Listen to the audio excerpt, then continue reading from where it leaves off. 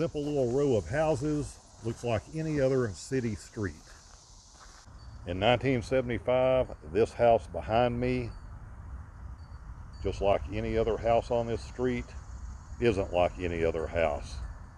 So let's go back to an Easter Sunday in the 1970s and what happened that went so horribly wrong in this quaint little home.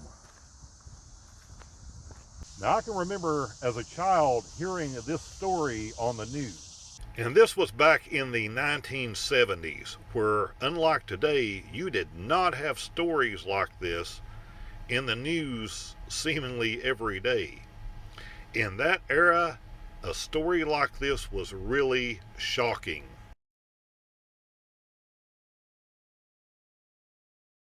Now we have the ability to research things. I have the ability to go back through decades old newspapers, deal with trial transcripts, to find out exactly what caused this Cain and Abel story to go so horribly wrong. And what better place would there be to tell such a story than a cemetery like this, where 11 people in the same family had to be laid to rest.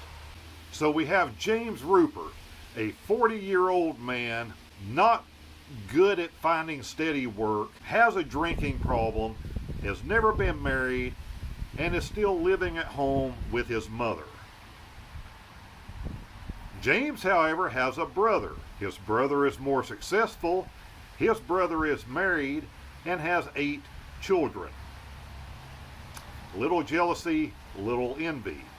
And to make it worse, the woman that his brother married and had the 8 children with was someone many years previously that James had dated.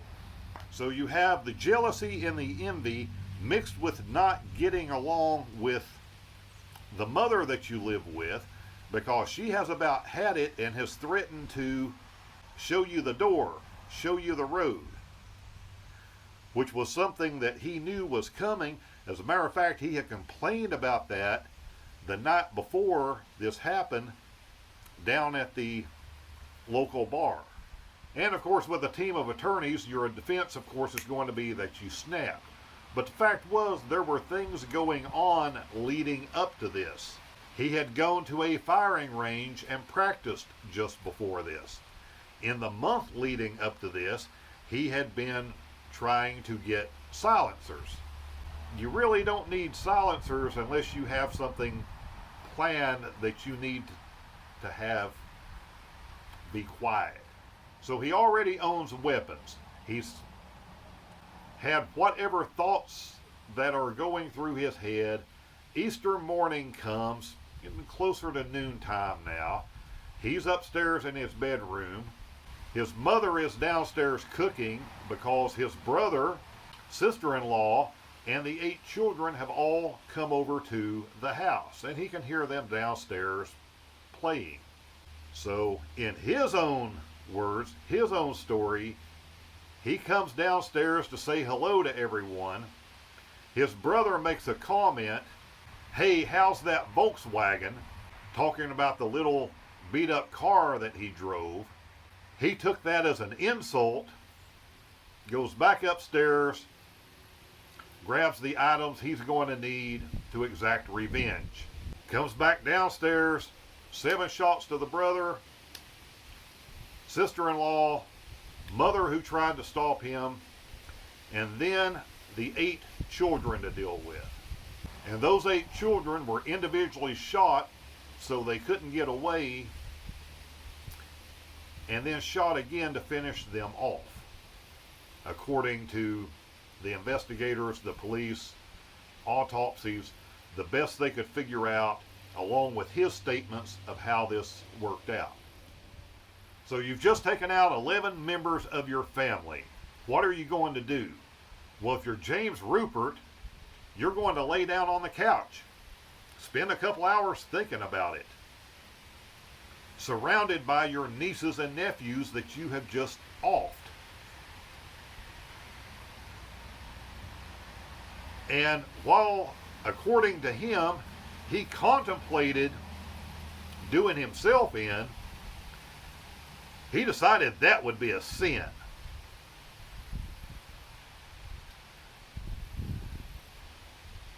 So he calls the police to tell them what has happened, and he's there when the police arrive. So of course the case goes to trial, he's convicted, and there are, thanks to attorney, appeals. And they decide, my understanding, that he thought, hey, I have to have 3 judges rule against me or it doesn't count. So he ended up getting a second trial, putting everyone through this again. Convicted of 2 murders.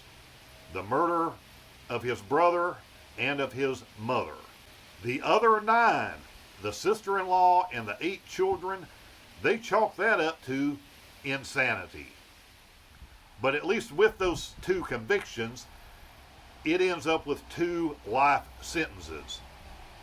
That would have moved this from the early 80s all the way to him not being eligible to parole in this state until 2025. Luckily, the parole thing never had to be dealt with because he did pass away in prison. But imagine the insane amount of money that it took to incarcerate him from 1975 until just a couple of years ago, where the man passed away, I believe, at the age of 88. These were murders that were committed when he was 40 years old. I have my opinions, and I'd like to hear your opinions of sentences like that in the comments below. There's still more to this story, however. It doesn't, unfortunately, end here. 3 years to the day of this, the father of his sister-in-law offed himself. To losing a daughter, to losing 8 grandchildren, it's just a horror that kept going and going and going.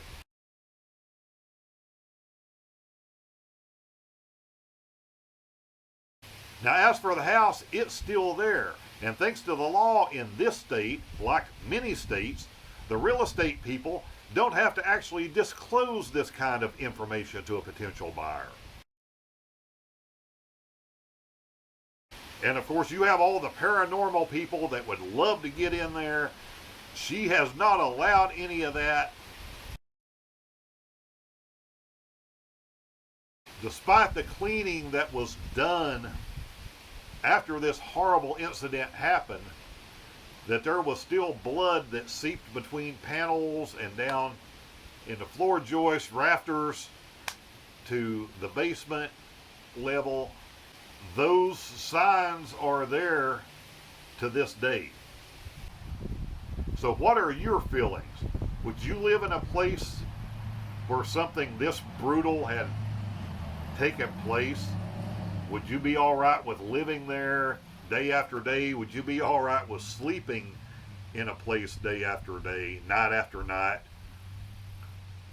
knowing what had gone on at some previous point in history? But I enjoy traveling and taking you with me to real places where real things in history happen. Here are some other videos of things I hope you would enjoy also.